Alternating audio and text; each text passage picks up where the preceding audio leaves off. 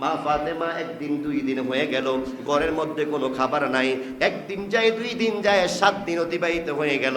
আপনারা শুনেছেন ইমাম হাসান হুসাইন নবীজির কলিজার টুকরা 2টা নাতি ছিল কি ছিল না?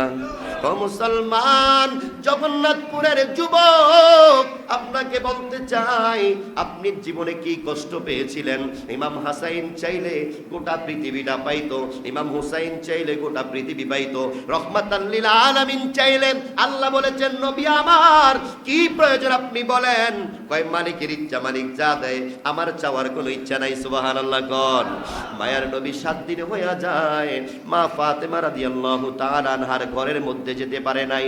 হঠাৎ করে নবীজি কাজে ব্যস্ততা হয়ে গেলেন, হঠাৎ করে ছুটলেন কলিজার টুকরা ফাতেমাকে, ইমাম হাসান হুসাইনকে দেখার দরকার চলে গেলেন। যাওয়ার পরে দেখে চটপট করতেছেন ইমাম হাসান হুসাইন। নানাকে দেখে এবার হাসান ডাক দিয়া কয়, ইয়া রাসূলুল্লাহ, নানা আপনি তো এত দেরি করেন নাই, আপনি তো প্রতিদিন আসতেন, একদিন পরে হলেও আসতেন, কিছু আজকে 7 দিন হয়ে যায়, ওগো নানা কেন আমাদের ঘরে আসেন নাই? মায়ার নবী তাকায়া দেখলেন ইমাম হুসাইন, ইমাম হাসাইনের চোখে পানি টলমল করতেছে, চেহারাগুলি মলিন হয়ে গেছে। কন্যা আল্লাহু আকবার। ডাক দিয়া কয়, নানা তোমরা কেন মনটা বেজার করে রাখছো? ডাক দিয়া কয়, নানা আজকে 7 দিন হয়ে যায়, আমাদের মা কোনো খাবার দেয় না, বারবার বলে অপেক্ষা করো, খাবার দিব। মায়ের ডাক দিয়া কয়, ফাতেমা রে, ও ফাতেমা দরজাটা খোলো। ফাতেমা ডাক দিয়া কয়, ইয়া রাসূলুল্লাহ, বাবা গো কলিজা পেটে যায়, বেয়াদবি মাফ করবেন, আমি দরজা খুলতে পারবো না। কয় কেন? আমার ফাতেমা তো কোনোদিন এই কথা বলে নাই। ডাক দিয়া কয়, বাবা আপনি আমাকে একটা সুন্দর কাপড় দিয়া গেছিলেন, আরেকটা ছিঁড়া কাপড় আমার ঘরে ছিল। ও বাবা আমি ছিঁড়া কাপড়টা পরছি, নতুন কাপড়টা আমি বিক্রি করে দিছি অভাবের তাড়নায়। কন্যা আল্লাহু আকবার। ও বাবা, আমার কাপড়ের যেই টাকাটা পাইলাম এটা দিয়ে খরচ বহন করেছি, এটাও শেষ। ইয়া রাসূলুল্লাহ, নবী গো, ও বাবা আমাদের ঘরে খাবার নাই, আপনার নাতিরা বড় টেনশনে আছে, আজকে আপনি কতদিন আসেন নাই। ডাক দিয়া কয়, কলিজা টুকরা ফাতেমা, আমি প্রশাসনিক কাজে ব্যস্ত ছিলাম, আসতে পারি নাই। আমার হঠাৎ করে টেনশন হইল, আমার কলিজার টুকরাগুলা কেমন আছে জানতে আসলাম, এই জন্য আমি চলে আসছি। ঘরে কি কোনো খাবার নাই? কয় না। পকেট মোবারকের মধ্যে হাত দিলেন, দিয়ে একটা দেখেন একটা খেজুর আছে, 2টা কলিজার টুকরা নাতি ইমাম হাসান হুসাইনকে দিলেন। কন্যা সুবহানাল্লাহ। 2 জনে মুখের মধ্যে রাগিয়া কয়, না না আপনার খেজুর লাগবে না।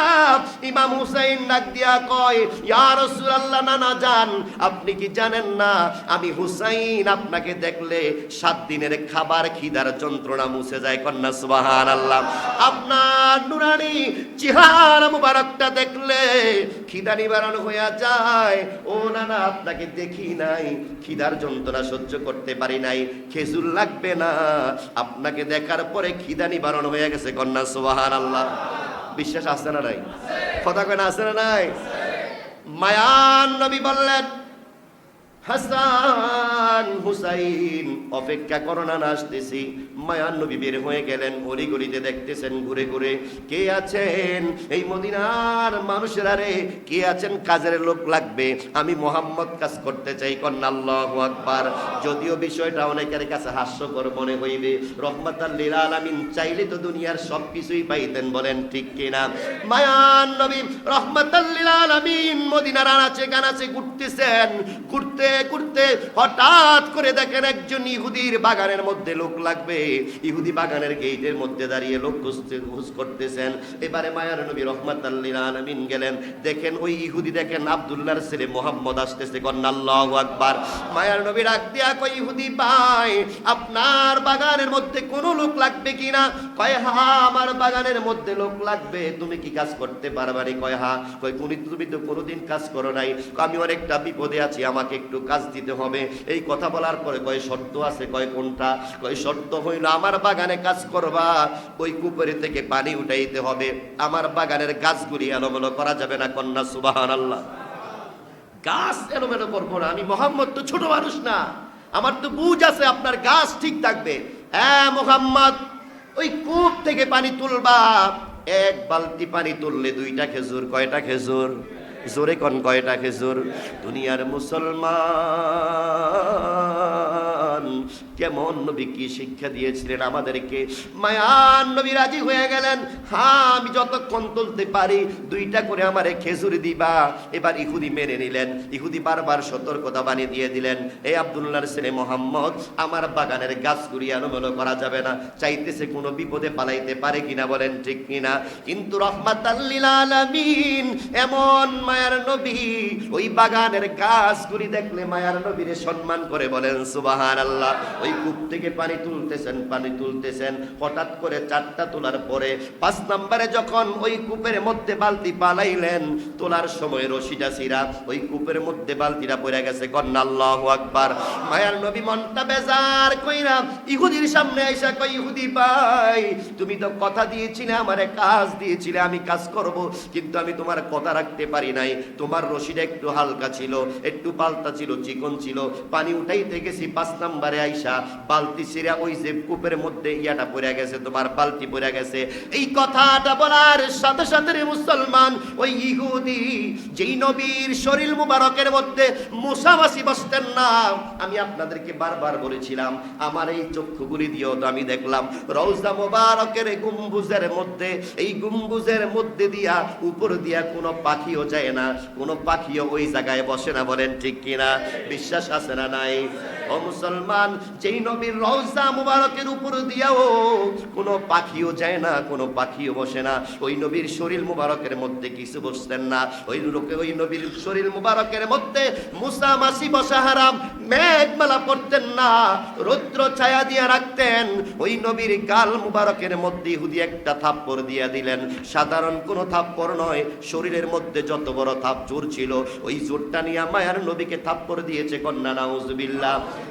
জগন্নাথপুরের মুসলমান, আপনাদেরকে বলতে চাই, মায়ার নবীর চেহারা মুবারক এত সুন্দর ছিলেন, আল্লাহ রাব্বুল আলামিন বলেন, আমি আমার নবীর মতো এত সুন্দর এই জগতের মধ্যে আর কাউকেই পাঠাই নাই, বলেন ঠিক কিনা? শুনছেন কোন আলোচনায়, শুনছেন কিছু বানাইছে আল্লাহ? আমি আমার জীবনে একজন সুন্দর মানুষ দেখে আমি চিন্তা করতেছি, কি জিন নাকি মানুষ, এটা কি পুরুষ না মহিলা? ইহরামের কাপড় বাইদা রাখছে, এখানে একটা পরে রাখছে, উপর দিয়ে একটা দিয়ে রাখছে। আমি যখন সাফা মারওয়ায় পাহাড়ে গেলাম, আমি তাকে চিন্তা করলাম, যদি দুনিয়াতে আল্লাহ রাব্বুল আলামিন এত সুন্দর মানুষ বানাইতে পারে, জান্নাতের মধ্যে কত সুন্দর মানুষ বানিয়ে রাখছেন। কন্যা সুবহানাল্লাহ। মায়ার নবী থাপ্পড় দেওয়ার পরে ইহুদি যখন থাপ্পড় দিলেন, মায়ার নবীর চেহারাটা মলিন হয়ে গেল। মায়ার নবী চোখের পানিগুলি টপ টপ করে পড়ে গেল। ডাক দিয়া কই, ইহুদি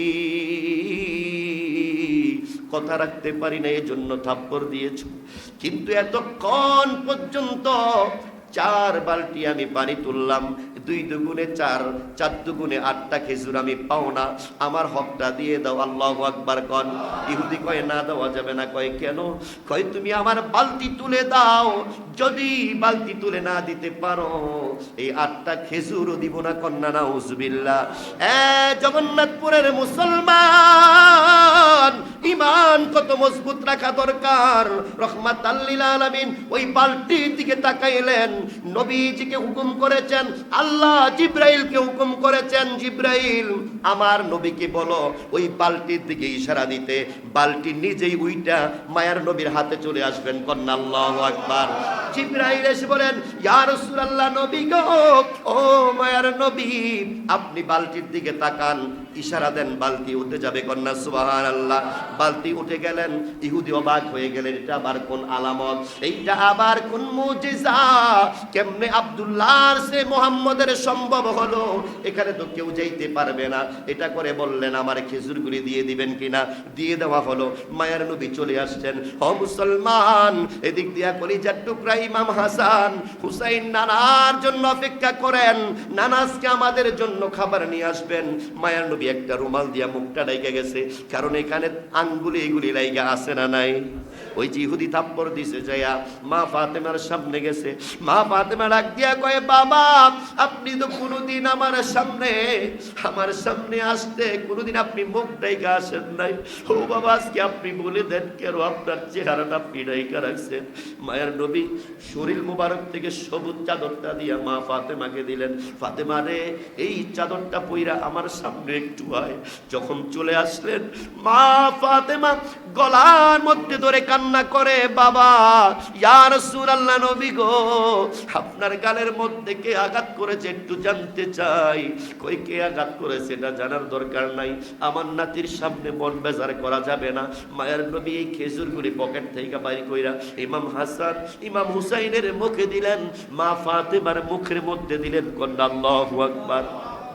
মা ফাতেমা কান্দে, বাবা আপনি কি বলবেন না? কই বলার দরকার নাই। এদিক দিয়ে আল্লাহ দেখেন কি দেখেন না? জোরে বলেন, দেখেন কি দেখেন না? আল্লাহ বলেন, জিবরাইল, ও জিবরাইল, যেই হাত দিয়া আমার রহমাতাল লিল আলামিনকে থাপ্পড় দিল, ওই হাত দুনিয়ায় রাখতে চাই না রে। ওই হাতের একটা না একটা কিছু দরকার আছে। জিবরাইল কয়, ইয়া রাসূলুল্লাহ, নবী গো, আপনি টেনশন করবেন না, মালিক আপনার জন্য ভালো কিছু রেখেছেন। কন্যা সুবহানাল্লাহ। এদিক দিয়ে ইহুদি থাপ্পড় দেওয়ার পরে টেনশনে পড়ে গেলেন, কি করলাম কি করলাম, আব্দুল্লাহর ছেলে মুহাম্মদকে থাপ্পড় দিলাম। কিছুক্ষণের মধ্যে দেখি ওই কূপ থেকে আবার বালতি কেমনে তুললো।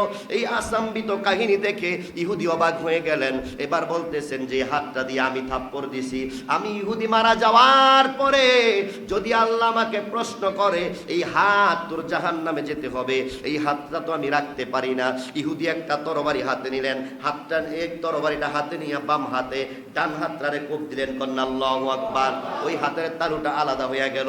একটা ব্যাগের মধ্যে নিলেন, নিয়া যাইতে যাইতে যাইতে যাইতে মায়ার নবীর যেই হুজরা মুবারকের মধ্যে অবস্থান করেন, ওখানে গেলেন। যা দেখেন সালমান ফার্সি দাঁড়িয়ে আছেন। ও সালমান ফার্সি গো, রহমাতাল লিল আলামিন কোথায় আছে? আব্দুল্লাহর ছেলে মুহাম্মদ কোথায় আছে জানতে চাই। কয় হুজরার মধ্যে আছে। কয় একটু কথা বলতে চাই। কয় কথা বলা যাবে না, কি জন্য আসছো? কয় বলা যাবে না, বড় লজ্জার বিষয়। মায়ার নবীকে সালমান ফার্সি ডাক দিয়া কয়, ইয়া রাসূলুল্লাহ, নবী গো, ও মায়ার নবী, ইহুদি আপনার কাছে আসছে একটু কথা বলার জন্য। মায়ার নবী ফিরে চলে আসছেন। সময় একটু মায়ার নবী ডাক দিয়া কয়, এ সালমান ফার্সি, কে আসছে? কয় ইহুদি চলে আসছে। মায়ার নবী যখন ইহুদির সামনে আসলেন, ওই ইহুদি ভাই আনজা করে ধরলেন, যেটা বলে, ভাই আপনি কি আমাকে মারছেন যে আপনি হাতে ব্যথা পাইছেন কিনা? সুবহানাল্লাহ। এটা কোন নবী? হাত কেটে নিয়ে আসলাম।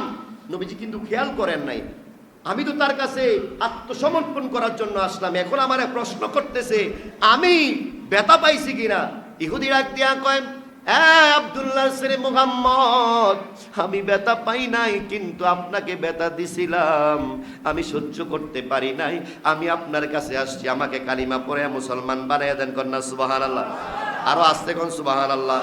তাহলে বাড়ির যে কইন সুবহানাল্লাহ, যেহেতু বেশি ঝামেলা বলার দরকার নাই। দুনিয়ার মুসলমান মায়ার নবী কয়, কালিমা পড়তে চাও? কয় হ্যাঁ কালিমা পড়তে চাই। কয় ডান হাতটা দাও। সুবহানাল্লাহ।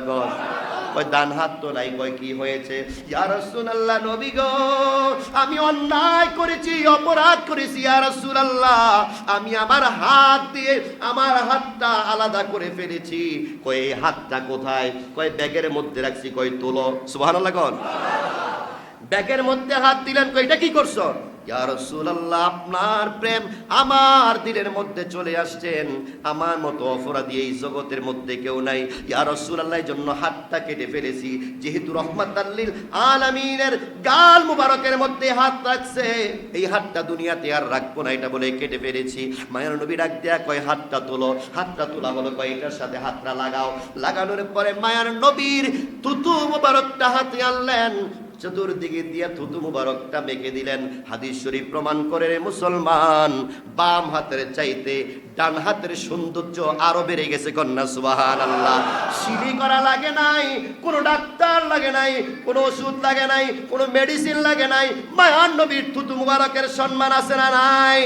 থুতু মুবারকের দাম আছে না নাই? ইহুদি কয়, ইয়া রাসূলুল্লাহ, নবী গো, ও মায়ার নবী জীবনে এরকম কোনো কিছু দেখি নাই। ইয়া রাসূলুল্লাহ কালিমা পড়াইছেন, এটাই শেষ না। ইয়া রাসূলুল্লাহ একটু তাড়াতাড়ি আমারে সুযোগ দেন, আমি একটু যাই। যাওয়ার পরে আমার যে কর্মচারীগুলি আছে প্রায় 250-র বেশি, সবাইরে বইলা রহমাতাল লিল আলামিন যেই কালিমা পড়ায় ওই কালিমার দাওয়াত দিতে হবে। কন্যা সুবহানাল্লাহ।